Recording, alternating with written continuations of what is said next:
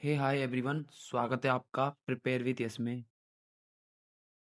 जैसे कि आपको पता है एसएससी जीडी का एग्ज़ाम 23 फरवरी को लग चुका है। इसकी गंभीरता को देखते हुए हमारे पास सिर्फ लिमिटेड टाइम है। इसके चलते हुए हम दोबारा से स्टार्ट करने जा रहे हैं एसएससी जीडी की जो सामान्य ज्ञान की, जो कि जीएस का पोर्शन इस बुक से पूरा का पूरा कवर हो जाएगा। ठीक है, तो इससे हमारे में बनेंगे 20 नंबर। 20 नंबर यानी हमारे कम से कम 40 नंबर का स्कोर इसकी एक किताब से बन सकता है, अगर हम इस किताब का कोना कोना याद कर लें अच्छे से तो। ठीक है, तो बिना टाइम गवाते हुए हम सीधा क्लास की ओर बढ़ते हैं और आज हम इस क्लास में करने वाले हैं प्रश्न 50 से 100 तक। ठीक है, इसका पार्ट 2 होने वाला है। पार्ट 1 मैंने पहले ही अपलोड कर दिया है, उसकी प्लेलिस्ट बना दी है। ठीक है, तो चलिए शुरू करते हैं पार्ट 2 को। चलिए दोस्तों, स्टार्ट करते हैं आज के लेक्चर को। हम क्वेश्चन नंबर 1 से लेके 50 तक कर चुके हैं। अब हम क्वेश्चन नंबर 51 से 100 की ओर बढ़ते हैं। ठीक है, बढ़ते हैं हम क्वेश्चन नंबर 51 पे। क्वेश्चन नंबर 51 पे एक बार देखते हैं। निम्नलिखित में से किसे नाट्य शास्त्र का रचयिता माना जाता है? बहुत ही इजी क्वेश्चन सामने देखने के लिए आ गया है। देखते हैं इसका आंसर कौन कौन देता है। तो इसकी रचयिता कौन है? भरत मुनि। ठीक है, इसकी रचयिता कौन है? भरत मुनि है। ओके, बढ़ते हैं थोड़ा सा इसकी एक्सप्लेनेशन की ओर। भरत मुनि का नाट्य शास्त्र सबसे प्राचीन ग्रंथ है जो अपने विचारों के साथ व्यापक, विषयगत और समग्रता से परिपूर्ण है। किस किस से? व्यापक और विषयगत और समग्रता से परिपूर्ण है। ठीक है, बढ़ते हैं नेक्स्ट क्वेश्चन नंबर 52 की ओर। क्वेश्चन नंबर 52 पे। ठीक है, निम्नलिखित में से कौन सा प्राचीन ग्रंथ जिसका श्रेय ऋषि व्यास को जाता है और प्राचीन भारत का एक प्रमुख महाकाव्य है और इसमें 18 पर्वों यानी पुस्तकों में 1 लाख छंद हैं। कितने हैं? 1 लाख छंद हैं। तो 18 चैप्टर किस में है? तो हमारे महाभारत में है। ठीक है, 18 अध्याय किस में है? हमारे हमारे महाभारत में है। ठीक है, महाभारत इसका एकदम सही आंसर हो जाएगा। बढ़ते हैं नेक्स्ट क्वेश्चन नंबर 53 की ओर।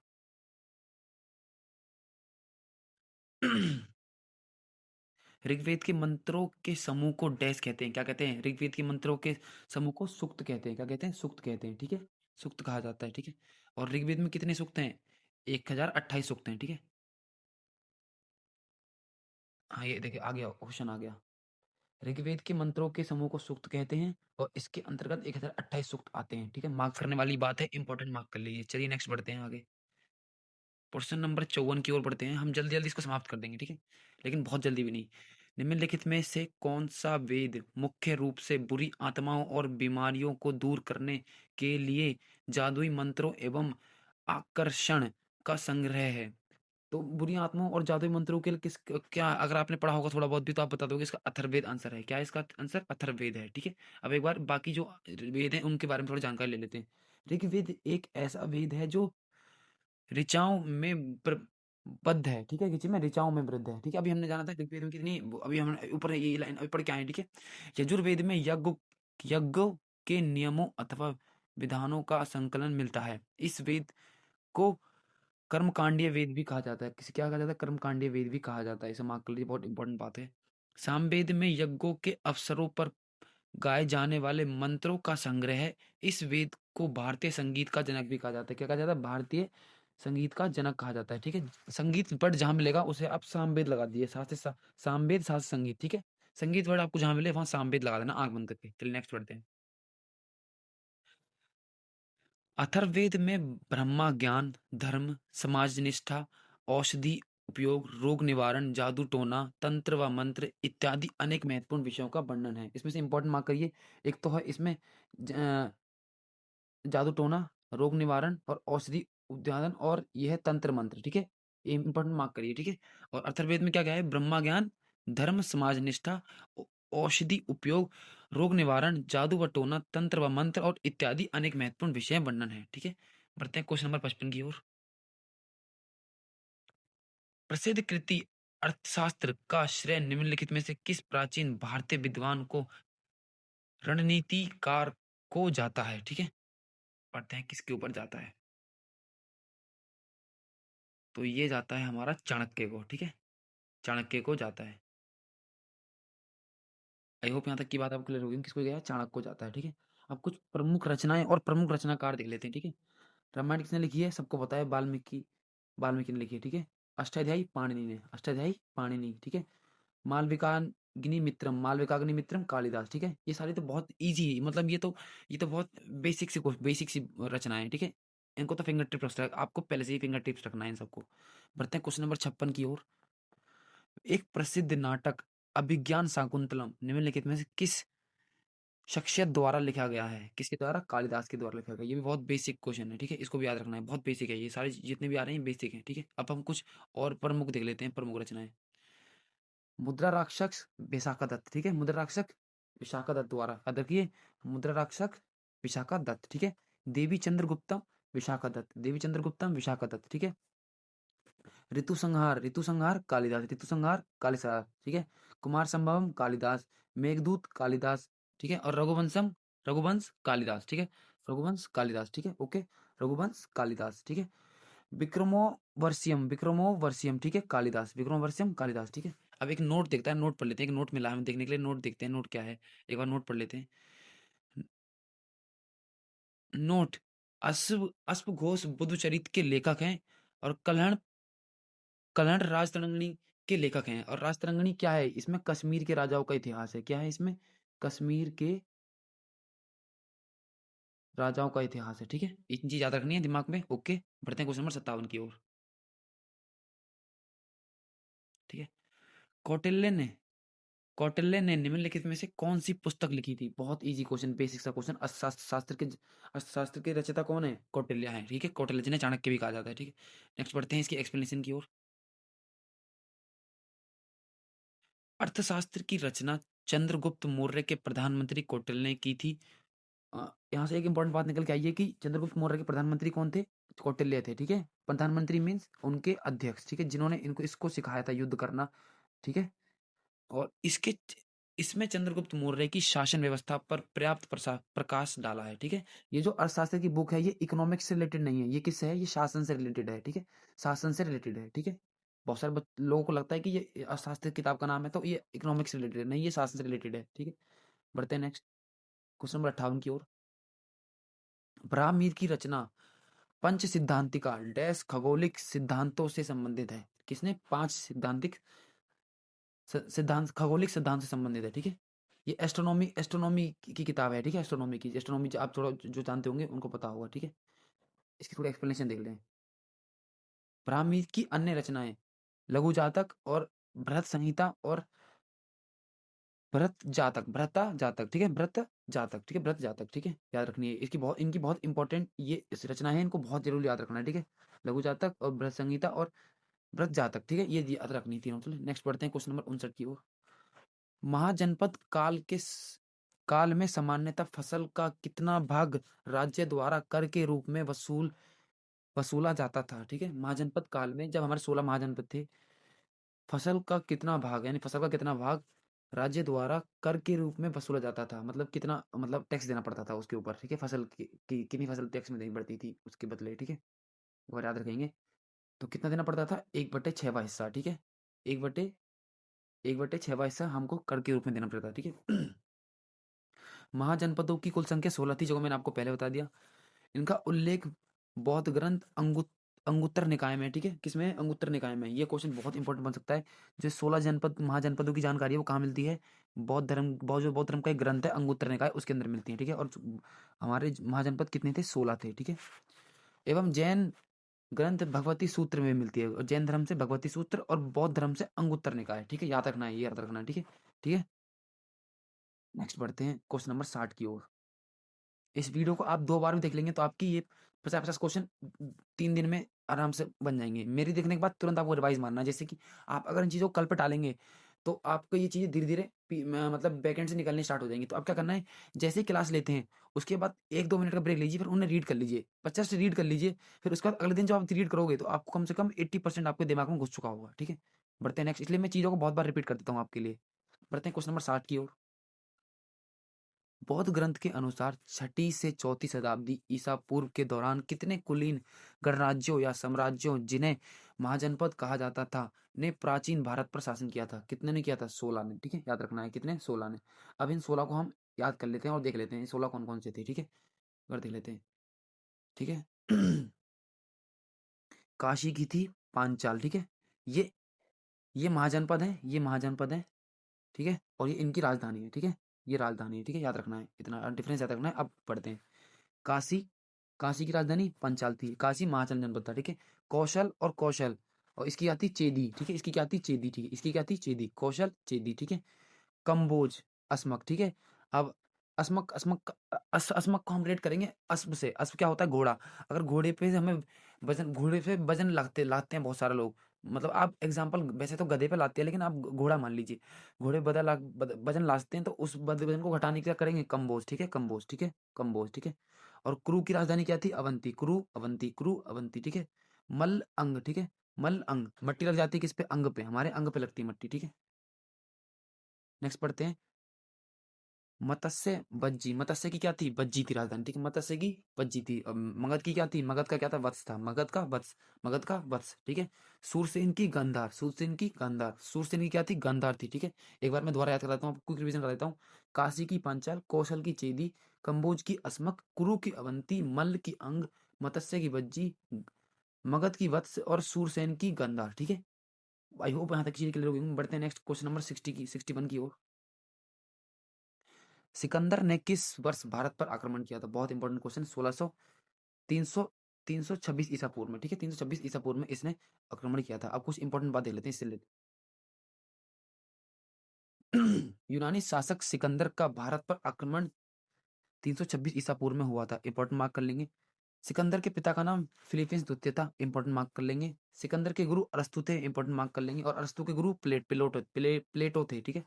सिकंदर के भारत पर आक्रमण के समय मगध साम्राज्य, उत्तर भारत यानी नंद वंश का शासन था। किसका था? नंद वंश का शासन था, इंपॉर्टेंट मार्क करेंगे। किसके समय? सिकंदर के आक्रमण के शुरू, ठीक है। सिकंदर की मृत्यु 323 ईसा पूर्व में बेबीलोन नामक स्थान पर हुई थी। कहाँ हुई थी? बेबीलोन नामक स्थान पर हुई थी, इंपॉर्टेंट मार्क करेंगे। सारे फैक्ट इंपॉर्टेंट है, ठीक है। पढ़ते हैं नेक्स्ट क्वेश्चन नंबर 62 की ओर। हर्यक वंश के उस शासक का नाम बताइए जो अजात शत्रु का पुत्र था और जिसने पाटलिपुत्र की नींव रखी थी। तो कौन था?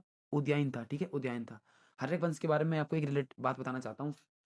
इसकी स्थापना करते हैं बिंदुसार, नहीं, इसकी स्थापना संस्थापक, हाँ बिंबिसार, हाँ बिंबिसार, सॉरी मेरे दिमाग से निकल गया, बिंबिसार। इनका भारत के साथ, भारत का जो, अगर आपसे हिस्ट्री में एक क्वेश्चन बना दिया जाए कि ऐसा कौन सा शासक है जिसका शासन काल भारत के इतिहास में सबसे ज्यादा था, तो आपको बताना है किसका था? बिंबिसार का था, ठीक है, बिंबिसार का। और कौन से वंश का था? ये हर्यक वंश का था, ठीक है। अब कुछ इंपॉर्टेंट बात देख लेते हैं इसके बारे में। हर्यक वंश का संस्थापक बिंबिसार था। अजातशत्रु के पुत्र उदयन ने गंगा तथा सोन नदियों के संगम तट पर पाटलिपुत्र यानी कुसुमपुरा, देखिए ये बहुत इंपॉर्टेंट लाइन निकल के आई है, जो ये पाटलिपुत्र है इसका पूरा नाम कुसुमपुरा भी था, ठीक है, नामक नगर की स्थापना की थी, ठीक है।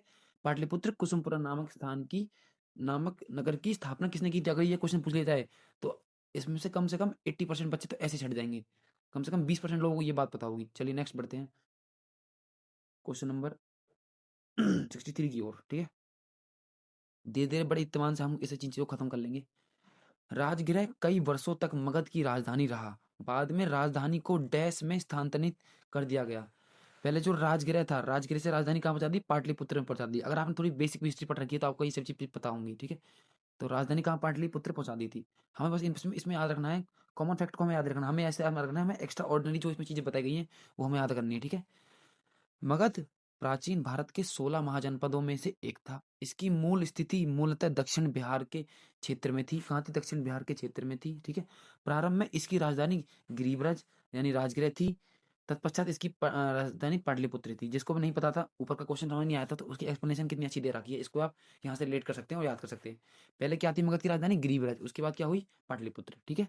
आई होप यहाँ तक चीज आप क्लियर हो गई होगी। बढ़ते हैं क्वेश्चन नंबर 64 की ओर।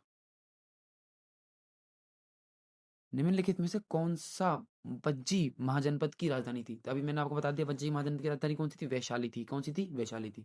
अब दोबारा हमारे सामने कुछ राजधानी आ गई, हम उनको एक बार और याद कर लेते हैं, ठीक है। इंपॉर्टेंट पॉइंट याद कर लेंगे। सूरसेन की मथुरा, ठीक है, सूरसेन मथुरा। वत्स की कौशाम्बी। कुरु की इंद्रप्रस्थ। कौशल की बस्ती में, कौशल रहता है बस्ती में, कौशल रहता है बस्ती में, कौशल श्रावस्ती, कौशल श्रावस्ती। मगध की गिरिव्रज और राजगृह जो मैंने अभी बताई दी आपको। और मत्स्य की विराटनगर, मत्स्य की विराटनगर, मत्स्य की विराटनगर, मत्स्य की विराटनगर, ठीक है।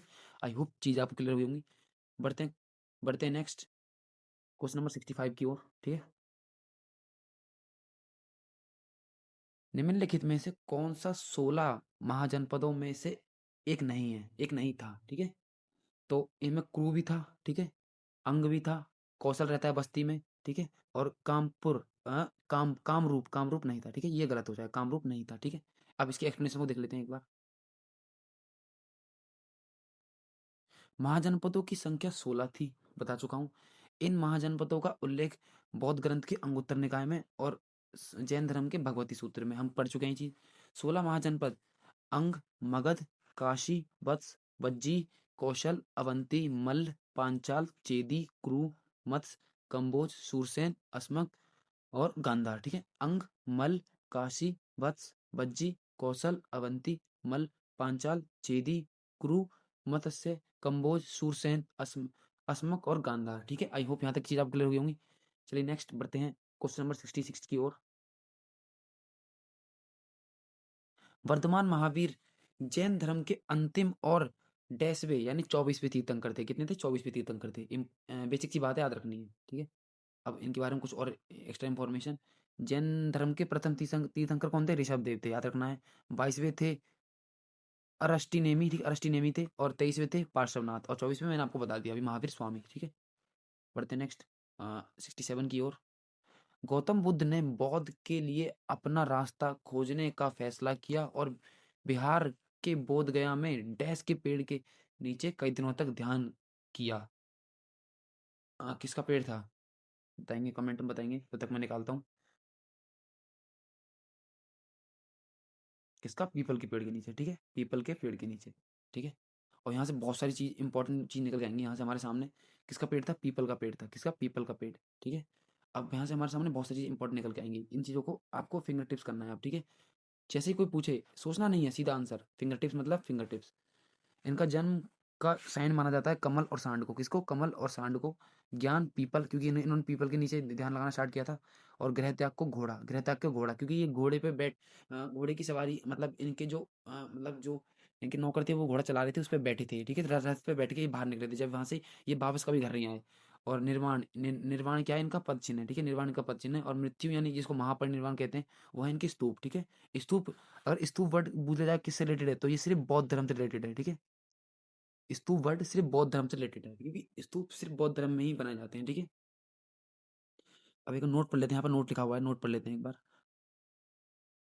गौतम बुद्ध ने ज्ञान प्राप्ति के लिए गया यानी बिहार नामक स्थान पर निरंजना नदी के तट पर पीपल वृक्ष यानी बौद्ध वृक्ष, बोधि वृक्ष, ठीक है? बोधि वृक्ष, बौद्ध, इसको ऐसे रखना है, इनको यहाँ बुद्धि प्राप्त हुई थी तो बोधि वृक्ष बोल दो, बोधि वृक्ष बोलते हैं जिसको, के नीचे समाधि लगाई थी, ठीक है? क्या लगाई थी? अपनी समाधि, जहाँ पे वो बैठे थे, ठीक है? यहाँ से ध्यान लगाना स्टार्ट किया था।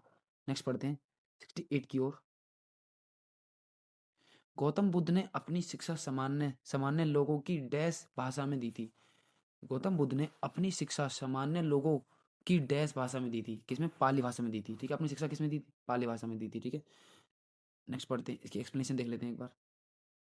गौतम बुद्ध ने आम जनता की भाषा पाली में अपने उपदेश दिए दिए थे। गौतम बुद्ध ने सर्वाधिक उपदेश कौशल राज्य की राजधानी श्रावस्ती में दिए थे। कहाँ दिए थे? कौशल की राजधानी श्रावस्ती, ठीक है? और इंपॉर्टेंट मार्क कर लीजिए कि गौतम बुद्ध के सर्वाधिक उपदेश कहाँ दिए गए थे? कौशल की राजधानी श्रावस्ती में, ठीक है? ओके, आई होप यहाँ तक चीजें क्लियर हो गई होंगी। नेक्स्ट बढ़ते हैं क्वेश्चन नंबर 69 की ओर। निम्नलिखित में से किस बौद्ध ग्रंथ में बौद्ध भिक्षुओं और मठवासिनियों के लिए नियमों का उल्लेख किया गया है? किसमें? धम्मपद में किया गया है। किसमें? धम्मपद में, ठीक है? ये धम्मपद किससे रिलेटेड है? ये बौद्ध धर्म से रिलेटेड है। एक्स्ट्रा इंफॉर्मेशन देख लेते हैं। सुत्त पिटक भी बौद्ध धर्म से रिलेटेड है। सुत्त पिटक, इसमें बौद्ध धर्म के सिद्धांतों का वर्णन किया गया है, ठीक है? इनके सिद्धांत किस में है? सुत्त पिटक में है, ठीक है? और विनय पिटक में, इसमें बौद्ध मठों में रहने वाले भिक्षु भिक्षुणियों हेतु अनुशासन संबंधित नियम का वर्णन है, ठीक है? कि डिसिप्लिन, उनके डिसिप्लिन है कि क्या उन्हें क्या क्या फॉलो करना है, ठीक है? अभिधम पिटक में क्या दिया है? अभिधम पिटक में इसमें बौद्ध मतों की दार्शनिक व्याख्या, महात्मा बुद्ध के उपदेशों तथा सिद्धांतों से संबंधित नियम है। क्या है इसमें? महात्मा बुद्ध के उपदेशों तथा सिद्धांतों से संबंधित नियम है, ठीक है? इंपॉर्टेंट है, मार्क कर लीजिए। नेक्स्ट बढ़ते हैं, क्वेश्चन नंबर 70 की ओर आ गए हम। जैन धर्म के नियमों का पालन करना निम्नलिखित में से किसके लिए अधिक कठिन था? किसके लिए? किसानों के लिए अधिक कठिन था। किसके लिए? किसानों के लिए अधिक कठिन था, ठीक है? पंच महाव्रत या महाव्रत जिसे अणुव्रत भी कहा जाता है। अहिंसा, सत्य, अपरिग्रह, अरस्त्य और ब्रह्मचर्य तथा त्रिरत्न, जो त्रिरत्न थे इनके सम्यक ज्ञान, सम्यक दर्शन, सम्यक आचरण भी जैन धर्म से संबंधित है, ठीक है? तो यहाँ पे क्या पॉइंट निकल के आया हमारा कि पंच पंच महाव्रत, अणुव्रत, अहिंसा, सत्य, मतलब जो पंच महाव्रत था जिसको अणुव्रत भी कहते हैं, वो क्या क्या था उसमें? अहिंसा था, सत्य था, अपरिग्रह था, अस्तेय था और ब्रह्मचर्य था, ठीक है? तथा त्रिरत्न, त्रिरत्न किससे रिलेटेड है? जैन धर्म से है। इसमें सम्यक ज्ञान, सम्यक दर्शन और सम्यक आचरण, ठीक है, थे, ठीक है? ये याद रखने हैं आपको, ये डायरेक्ट याद रखना, डायरेक्ट।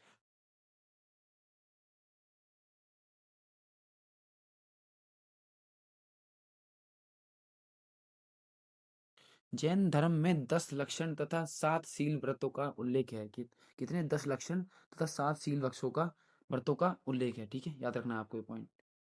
नेक्स्ट, निम्नलिखित में से जैन धर्म के अंतिम तीर्थंकर कौन थे महावीर थे, जो अभी हम पढ़ के आए हुए हैं, जो कि 24 पे थे, ठीक है?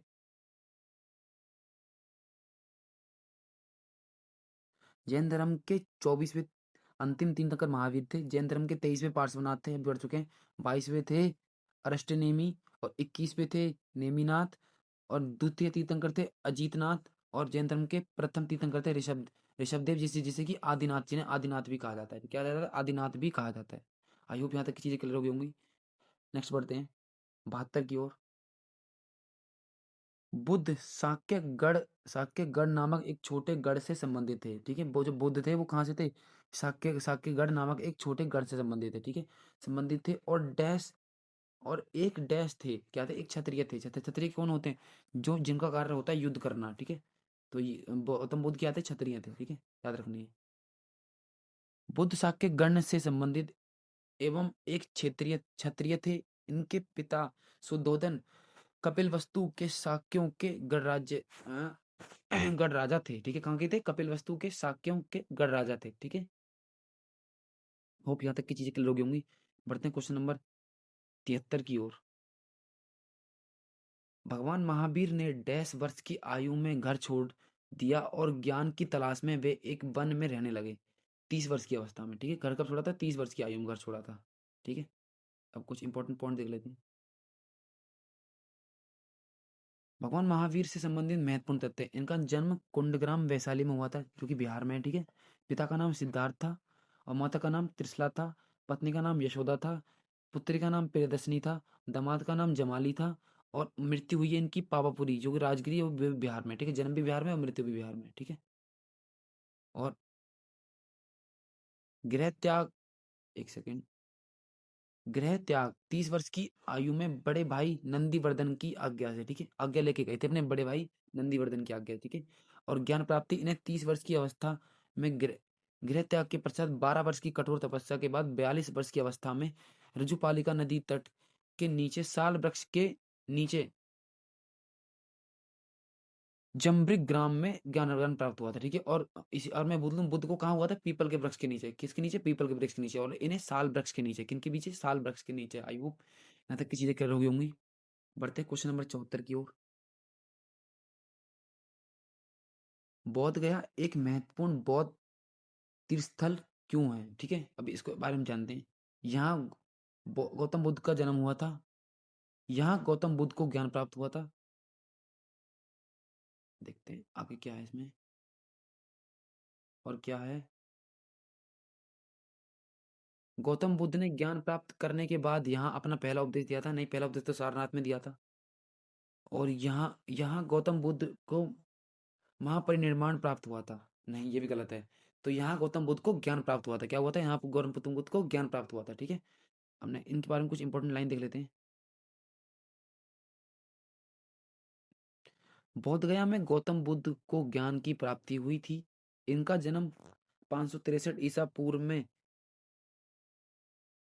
इंचवांकु वंशीय क्षत्रिय शाक्य कुल के राजा सुद्धोधन के घर पर हुआ था। इनकी मां का नाम महामाया था, जिनका निधन इनके जन्म के 7वें दिन ही हो गया था, ठीक है? क्या हुआ था? इनका इनके जो जन्म हुआ था उसके 7वें दिन ही इनकी माता मर गई थी। फिर इनका इनका जो पालन-पोषण किया था इनकी मौसी ने किया था। किसने किया था? इनकी मौसी ने किया था, ठीक है? और उनका नाम था महापति गौतमी, ऐसे कुछ नाम था उनका, ठीक है? ठीक है? बढ़ते हैं क्वेश्चन नंबर 75 की ओर। निम्नलिखित में से किसने वज्जी पर प्रस्तावित हमले के बारे में सलाह लेने के लिए बुद्ध से मुलाकात की थी? किसने की थी? बस्सकार ने, ठीक है? बस्सकार ने, ठीक है? बस्सकार ने, ठीक है? किसने की थी? बस्सकार ने, ठीक है? हर्यक वंश के प्रमुख शासक अजातशत्रु ने अपने मंत्री वस्त्रकार को गौतम बुद्ध के पास भेजा था। वस्त्रकार की गौतम बुद्ध से भेंट राजगृह के समीप ग्रहकूट नामक पर्वत पर हुई थी। क्या हुई थी? ग्रहकूट नामक पर्वत पर हुई थी, ठीक है? इंपॉर्टेंट लाइन है, मार्क कर लीजिए, काफी अच्छा क्वेश्चन बन सकता है, ठीक है? कहाँ हुई थी? ग्रहकूट नामक पर्वत पर हुई थी, ठीक है? नेक्स्ट बढ़ते हैं। निम्नलिखित में से कौन सा मगध के सिंहासन के लिए राजा बिंबिसार का उत्तराधिकारी था? कौन था? अजातशत्रु था। और अजातशत्रु का उत्तराधिकारी उदयन था, ठीक है? जो हम पढ़ चुके हैं पहले ही। बिंबिसार बिंबिसार मगध साम्राज्य की सत्ता का एक वास्तविक संस्थापक माना जाता है। क्या माना जाता है? साम्राज्य का वास्तविक संस्थापक कौन माना जाता है? बिंबिसार, ठीक है? बिंबिसार की हत्या इसके पुत्र अजातशत्रु ने कर दी, ठीक है? और अजातशत्रु की हत्या उदयन कर देता है, ठीक है? अ, ने कर दी। और वह 492 ईसा पूर्व में मगध की गद्दी पर बैठा, ठीक है? अजातशत्रु के समय ही राजगृह की सप्तपूर्ण सप्त सप्तपर्णी गुफा में प्रथम बौद्ध संगीति का आयोजन हुआ था, ठीक है? सप्तपर्णी गुफा में प्रथम बौद्ध संगीति का आयोजन हुआ था, ठीक है? किसके समय? अजातशत्रु के समय हुआ था, ठीक है? क्वेश्चन पूछ लेता है आपसे कि किसके समय पहली बौद्ध संगीति हुई थी? किसके समय हुई थी? अजातशत्रु के समय, ठीक है? आई होप यहाँ तक चीज क्लियर हो गई होंगी। नेक्स्ट बढ़ते हैं क्वेश्चन नंबर 77 की ओर। हर्यक राजवंश के किस शासक ने इसके आसपास के कई महत्वपूर्ण और शक्तिशाली राज्यों जैसे कौशल, काशी और वज्जी पर कब्जा कर लिया था? किसने किया था? अजातशत्रु ने किया था, ठीक है? अपने पिता की हत्या करने के बाद ये गद्दी पाया था और इसने यहाँ पे कब्जा कर लिया था, ठीक है? नेक्स्ट बढ़ते हैं। हर्यक वंश के 3 महत्वपूर्ण शासक बिंबिसार, अजातशत्रु और उदयन थे, ठीक है? ठीक है? बिंबिसार की हत्या करता है अजातशत्रु और अजातशत्रु की हत्या करता है उदयन, ठीक है? और बिंबिसार हर्यक वंश का प्रथम शक्तिशाली शासक था, ठीक है? जैन साहित्य में बिंबिसार को श्रेणिक कहा गया है। क्या कहा है? श्रेणिक कहा गया है, ठीक है? इंपॉर्टेंट मार्क कर लीजिए। अजातशत्रु का उपनाम कुणिक था। कुणिक था, क्या था? कुणिक था। और इसे पितृहंता शासक कहा जाता है, ठीक है? इसे पितृहंता शासक कहा जाता है क्योंकि इसने अपने पिता की हत्या कर दी थी, ठीक है? और इसकी हत्या इसका बेटा करता है उदयन, ठीक है? नेक्स्ट बढ़ते हैं। क्वेश्चन नंबर, थोड़ी एक्सप्लेनेशन और पढ़ लेते हैं। अजातशत्रु जैन माता अनुयायी था। किस क्या था? जैन जैन माता अनुयायी था, ठीक है? हर्यक वंश के अंतिम शासक उदयन का पुत्र नागदशक था, ठीक है? कौन था? नागदशक था। नागदशक था। कौन था? अंतिम शासक कौन था? नागदशक था। कौन था? नागदशक था, ठीक है? जैनियों के दिगंबर संप्रदाय द्वारा पर्युषण, ठीक है? पर्युषण, ठीक है? पर्युषण पर्व का आयोजन डैश दिनों के लिए किया जाता है? कितने? 14 दिनों के लिए किया, 10 दिन के लिए किया जाता है। कितना? 10 दिन के लिए किया जाता है, ठीक है? कितने दिन के लिए? 10 दिन के लिए किया जाता है। जैन धर्म संप्रदाय में विभक्त था। जैन एक श्वेतांबर था जो सफेद वस्त्र पहनते थे और एक दिगंबर था जो नग्न अवस्था में रहते थे। श्वेतांबर सफेद वस्त्र पहनते और और दिगंबर नग्न अवस्था में रहते थे, ठीक है? आई होप यहाँ तक चीजें क्लियर होगी होंगी। नेक्स्ट बढ़ते हैं।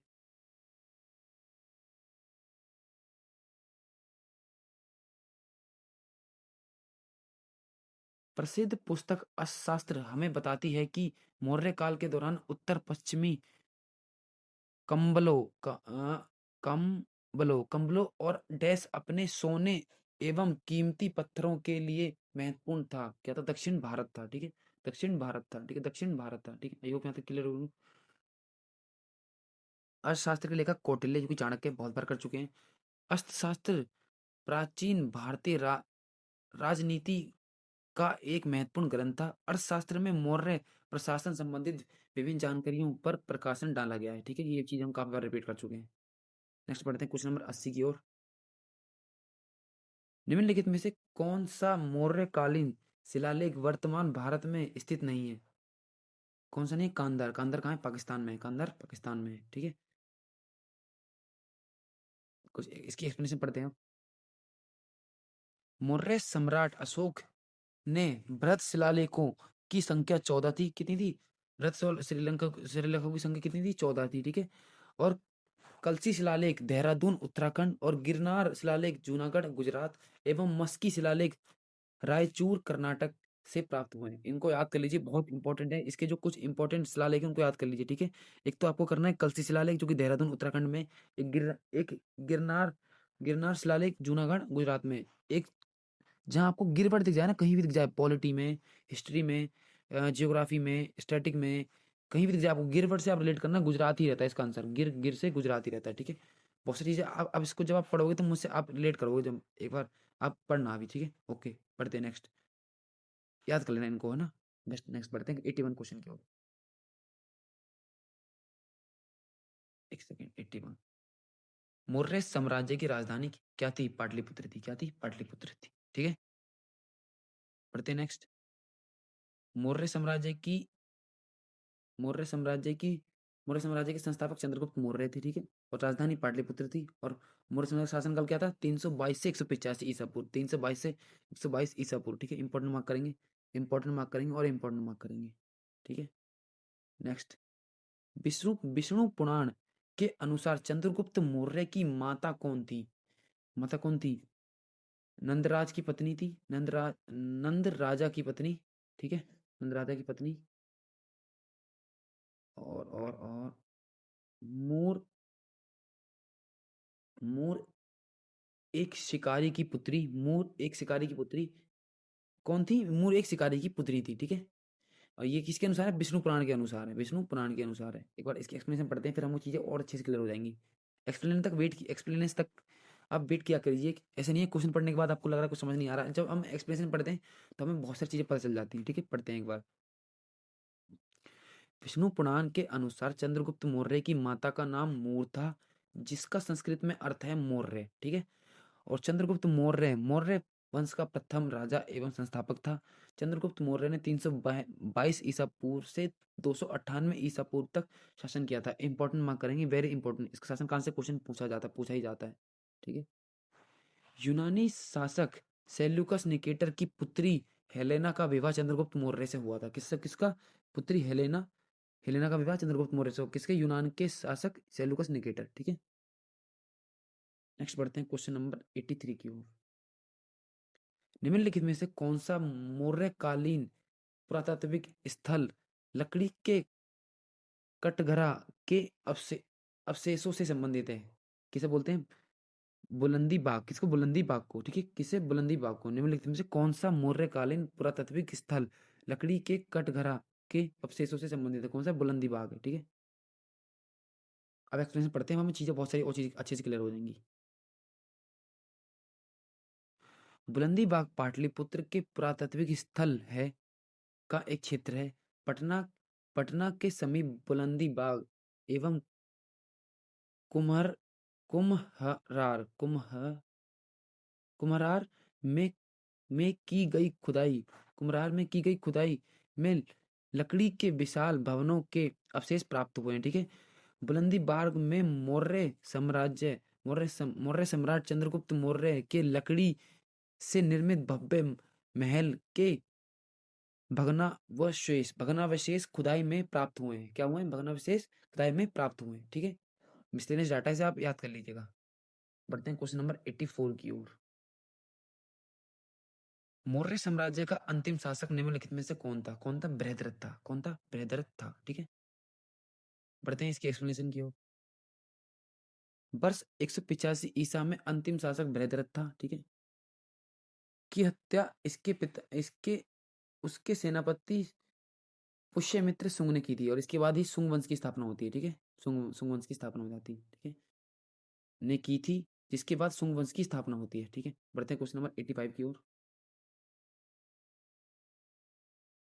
निम्नलिखित में से कौन मौर्य साम्राज्य का दूसरा शासक था? कौन था? बिंदुसार था, ठीक है। चंद्रगुप्त मौर्य के बाद कौन आया था? बिंदुसार आया था, ठीक है। इंपॉर्टेंट फैक्ट देख लेते हैं। इसकी अवधि थी 322 से 185, ठीक है। चंद्रगुप्त मौर्य 322 से 298 अभी पढ़ चुके हैं। इसके बाद बिंदुसार आता है 298 से 173, 273, 298 से 273 तक कौन रहता है? बिंदुसार रहता है, ठीक है। आई होप यहाँ तक चीजें क्लियर होगी होंगी। बढ़ते हैं क्वेश्चन नंबर नेक्स्ट की ओर।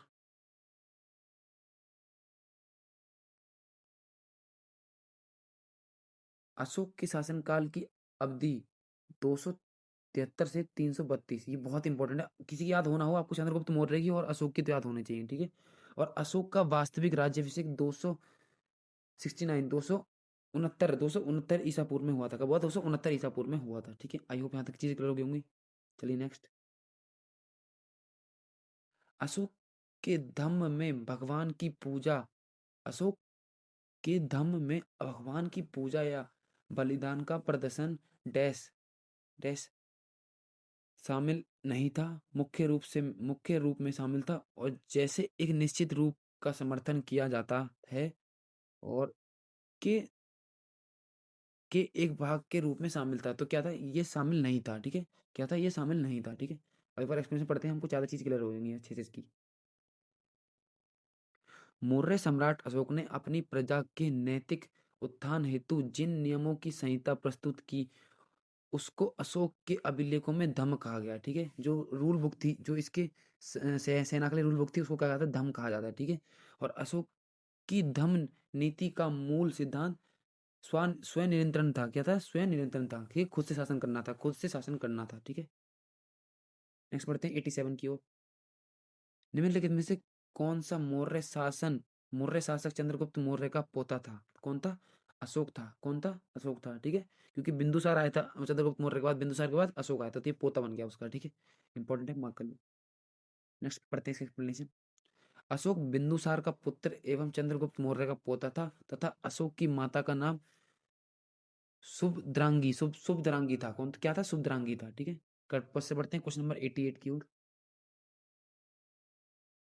डैश साम्राज्य की स्थापना 322 या 321 ईसा पूर्व में महान सम्राट चंद्रगुप्त द्वारा की गई थी। किसकी? मौर्य की। अभी तो हम पढ़ते हुए आ रहे हैं चंद्रगुप्त, इसी को तो पढ़ के हुए आ रहे हैं 1 घंटे से, ठीक है। और इसके बाद आता है नंदवंश। नंदवंश किस कौन करता है? महापद्म नंद। पाल वंश को गोपाल, और मुगल बाबर, ठीक है। बहुत इजी फैक्ट है, याद कर लेंगे आराम से। जहाँ पे चीजें डिफिकल्ट होगी वहां पे हम ज्यादा चर्चा करेंगे। अशोक के अधिकांश शिलालेख डैश भाषा में थे और डैश लिपि में लिखे गए थे। प्राकृत भाषा में थे और ब्राह्मी लिपि में थे। ये फैक्चुअल डाटा है, इसको फिंगर टिप्स रखना है। क्या था? कि अशोक के जो शिलालेख थे वो प्राकृत भाषा में थे, यानी मौर्यकालीन जो लैंग्वेज थी कौन सी थी? प्राकृत थी। और इनकी लिपि क्या थी? ब्राह्मी थी, ठीक है। ब्राह्मी लिपि में लिखे गए थे। ओके, यहाँ तक चीजें क्लियर हो गई, ठीक है। अशोक ने भारत में सर्वप्रथम शिलालेख का प्रचलन किया। शिलालेख किससे संबंधित है? अशोक से, ठीक है। अशोक के समस्त अभिलेखों का विषय प्रशासनिक था, ठीक है। रोमनदेही अभिलेख को छोड़ के, ठीक है, रोमनदेही अभिलेख को छोड़ के अशोक के केवल 2 अभिलेखों, शाहबाजगढ़ी शाहबाजगढ़ी एवं मनसेहरा की लिपि खरोष्टी है, ठीक है। बाकियों क्या है? बाकियों की ब्राह्मी है, और शाहबाजगढ़ी एवं मनसेरा की लिपि क्या थी? खरोष्टी थी। आई होप यहाँ तक चीजें क्लियर होंगी। नेक्स्ट बढ़ते हैं क्वेश्चन नंबर 90 की ओर।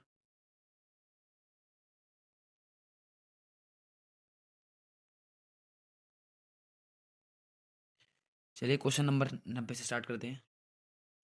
अशोक के शिलालेखों में मुख्यतः किस भाषा और लिपि का प्रयोग किया गया था? प्राकृत भाषा और ब्राह्मी लिपि का, ठीक है। यहाँ तक की चीज हम क्लियर कर चुके हैं, अभी हमने ये क्वेश्चन में किया था। क्या थी? प्राकृत भाषा थी और ब्राह्मी लिपि थी, ठीक है। पढ़ते हैं नेक्स्ट। सम्राट अशोक के लघु शिलालेख, स्तंभ लेख यानी दीर्घ और लघु, तथा गुहालेखों की लिपि ब्राह्मी है। क्या थी? ब्राह्मी है, ठीक है। क्या थी? ब्राह्मी थी। और सम्राट अशोक के केवल 2 अभिलेख, शाहजहांगढ़ी एवं मनसेहरा की लिपि खरोष्टी थी, ठीक है। ये इंपॉर्टेंट फैक्ट है, याद कर लीजिए। इंपॉर्टेंट फैक्ट है, याद कर लीजिए, ठीक है।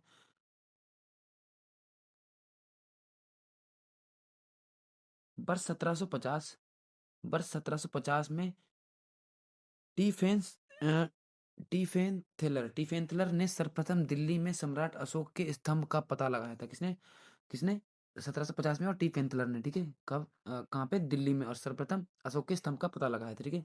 वर्ष 1837 सम्राट अशोक के अभिलेखों को सर्वप्रथम पढ़ा था जेम्स प्रिंसेप ने। किसने? जेम्स प्रिंसेप ने पढ़ा था, ठीक है। अशोक के अभिलेखों को पढ़ा था किसने? जेम्स प्रिंसेप ने। आई होप यहाँ तक चीज क्लियर होंगी। नेक्स्ट बढ़ते हैं क्वेश्चन नंबर 91 की ओर। निम्नलिखित में से कौन सा मौर्य भारतीय सम्राट अपने शिलालेखों और स्तंभों के लिए प्रसिद्ध था? कौन था? अशोक था, ठीक है। मौर्य सम्राट अशोक के बृहद शिलालेखों की संख्या 14 थी, जो कि हम पढ़ चुके हैं। और दीर्घ स्तंभ लेखों की संख्या कितनी थी? 7 थी, ठीक है। कितने थे? दीर्घ स्तंभ कितने थे? 7 थे, ठीक है। यहाँ तक चीजें क्लियर हो गई होंगी। अशोक के अभिलेखों में कितने शिलालेख शामिल हैं? कितने? 33 शिलालेख। कितने? 33 शिलालेख शामिल हैं। अभिलेखों में कितने शिलालेख शामिल हैं? 33 शिलालेख, ठीक है। यहाँ तक चीजें क्लियर हो गई होंगी। नेक्स्ट बढ़ते हैं। भारत के शिला भारत में शिलालेखों का प्रचलन प्रचलन सर्वप्रथम सम्राट अशोक ने किया था। मैंने आपको ये बात पहले बताई थी कि शिलालेख वर्ड किससे रिलेटेड है? अशोक से रिलेटेड है, ठीक है। सम्राट अशोक के अभिलेख राज्यादेश के रूप में जारी किए गए थे। क्या? राज्यादेश के रूप में जारी किए गए थे। सम्राट अशोक प्रथम शासक था जिसने अभिलेखों के माध्यम से जनता को संबोधित किया था। कौन था? अशोक पहला सम्राट था जिसने अभिलेखों के माध्यम से जनता को संबोधित किया था, ठीक है। नोट, अशोक के व्रत शिलालेखों की संख्या 14 थी। कितनी थी? 14 थी। व्रत की कितनी थी? 14 थी, ठीक है। व्रत की 14 थी। यहाँ तक चीजें क्लियर होंगी। नेक्स्ट बढ़ते हैं क्वेश्चन नंबर 93 की ओर। जस्ट वीडियो देखनी है, वीडियो देखने के बाद तुरंत रिवाइज मारना है, ठीक है। मौर्य साम्राज्य के चंद्रगुप्त मौर्य के गुरु कौन थे? कौटिल्य थे। कौन थे? कौटिल्य थे। बहुत इजी क्वेश्चन आ गया हमारे सामने, ये तो इसको तो हम उठा के फेंक देंगे, ठीक है। मौर्य साम्राज्य के संस्थापक चंद्रगुप्त मौर्य के गुरु कौटिल्य थे। इनका अन्य नाम चाणक्य यानी विष्णुगुप्त भी था, ठीक है।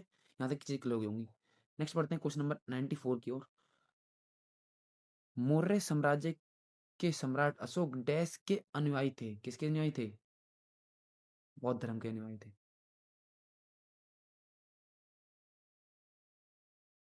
किसके थे? बौद्ध धर्म के अनुयायी थे, ठीक है।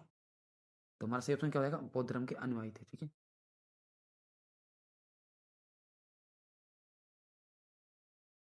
मौर्य सम्राट अशोक से संबंधित महत्वपूर्ण तथ्य। अशोक का राज्याभिषेक 1669, जो कि हम भी पहले कर चुके हैं, ठीक है। इसका शासनकाल, और यार अशोक ने अपने राज्याभिषेक के 8वें वर्ष 1661 में कलिंग पर आक्रमण किया था। कब किया था?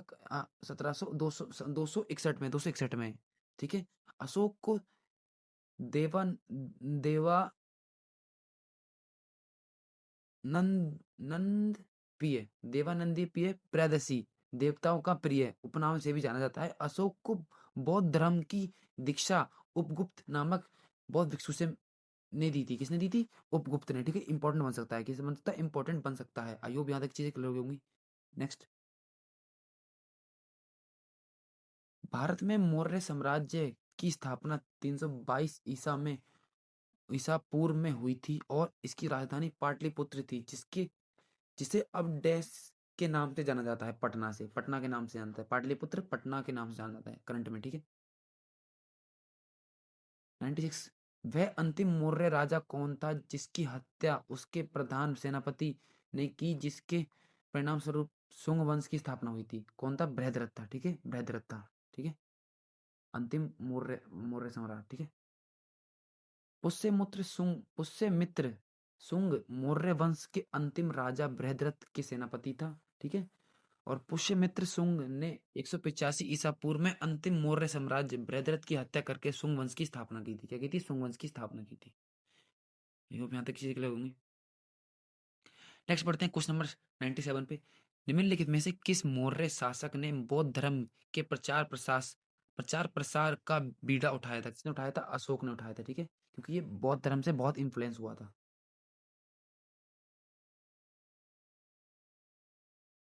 अशोक बौद्ध धर्म का अनुयायी था। बौद्ध धर्म के प्रचार प्रसार के लिए अशोक ने धर्म प्रचारक अन्य स्थानों पर भेजे, ठीक है। क्या इसने अन्य स्थानों पर भेजे थे, मतलब अपने साथ साथ और लोगों से भी प्रचार करवाया था, ठीक है।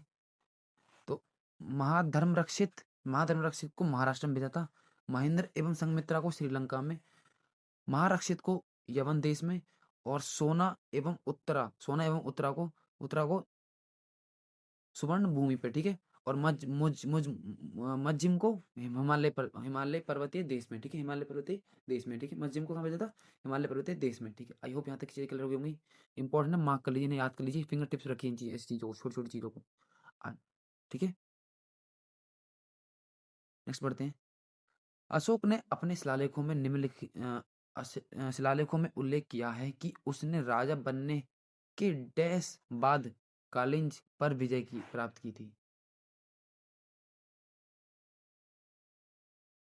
8वें वर्ष तो किया था, अभी हमने पढ़ चुके आए हैं, क्या क्या होता, 8वें वर्ष तो की थी उसने।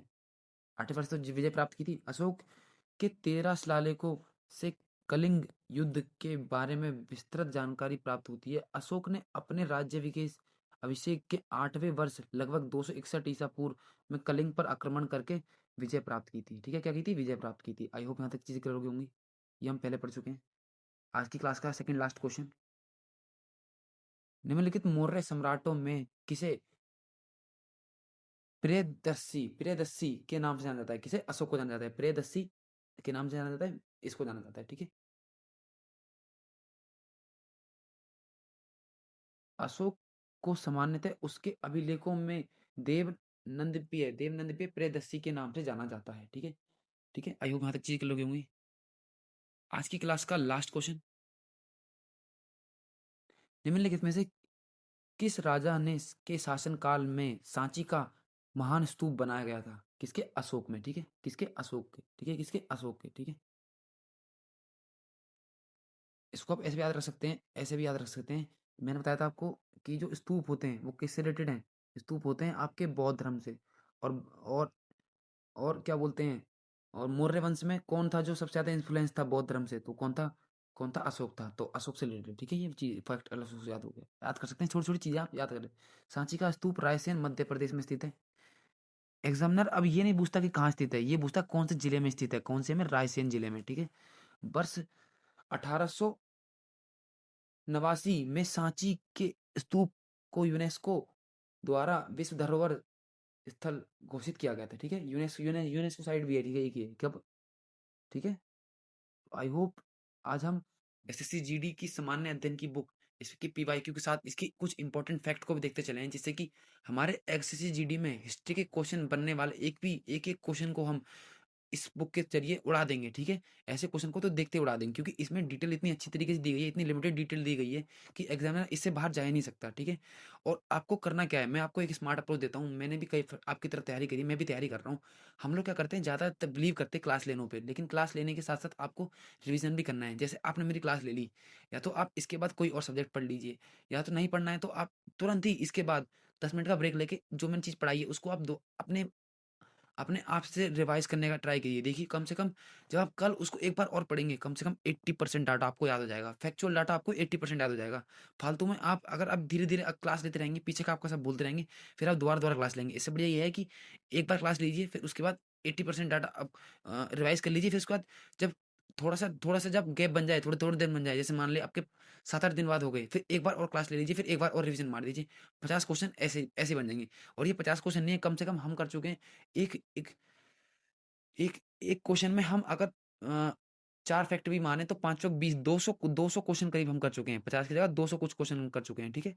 तो आई होप ज़्यादा टाइम ना गवाते हुए, आपके टाइम की इंपॉर्टेंस देखते हुए मैं आपकी क्लास को यहीं ख़त्म करता हूँ। बाकी मैं ट्राई करूँगा क्लास डेली लाने की, और हम हिंदी भी स्टार्ट करने की सोच रहा हूँ। मैं हिंदी स्टार्ट कर देंगे, क्योंकि हमें मैक्सिमम स्कोर करना है, ठीक है। बाकी तब तक के लिए अपना ख्याल रखें, धन्यवाद। और वीडियो अच्छी लगी तो चैनल को सब्सक्राइब और वीडियो को शेयर जरूर करें। तब तक के लिए धन्यवाद, बाय बाय।